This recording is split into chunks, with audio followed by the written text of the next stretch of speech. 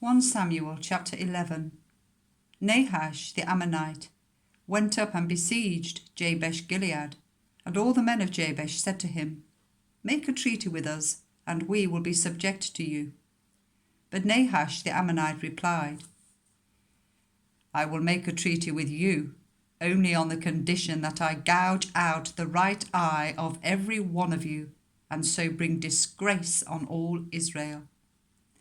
The elders of Jabesh said to him, Give us 7 days so that we can send messengers throughout Israel. If no one comes to rescue us, then we will surrender to you. When the messengers came to Gibeah of Saul and reported these terms to the people, they all wept aloud. Just then Saul was returning from the fields behind his oxen, and he asked, What is wrong with everyone? Why are they weeping? Then they repeated to him what the men of Jabesh had said. When Saul heard their words, the Spirit of God came on him in power, and he burned with anger. He took a pair of oxen, cut them into pieces, and sent the pieces by messengers throughout Israel, proclaiming, This is what will be done to the oxen of anyone who does not follow Saul and Samuel. Then the terror of the Lord fell on the people, and they turned out with one accord. When Saul mustered them at Bezek, the men of Israel numbered 300,000, and those of Judah 30,000.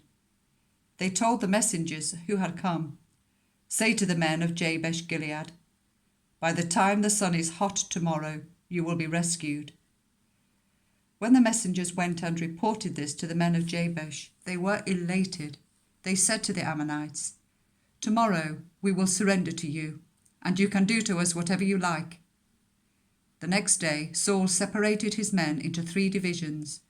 During the last watch of the night, they broke into the camp of the Ammonites and slaughtered them until the heat of the day. Those who survived were scattered, so that no 2 of them were left together. The people then said to Samuel, Who was it that asked, Shall Saul reign over us? Turn these men over to us, so that we may put them to death. But Saul said, No one will be put to death today, for this day the Lord has rescued Israel. Then Samuel said to the people, Come, let us go to Gilgal, and there renew the kingship. So all the people went to Gilgal and made Saul king in the presence of the Lord. There they sacrificed fellowship offerings before the Lord, and Saul and all the Israelites held a great celebration.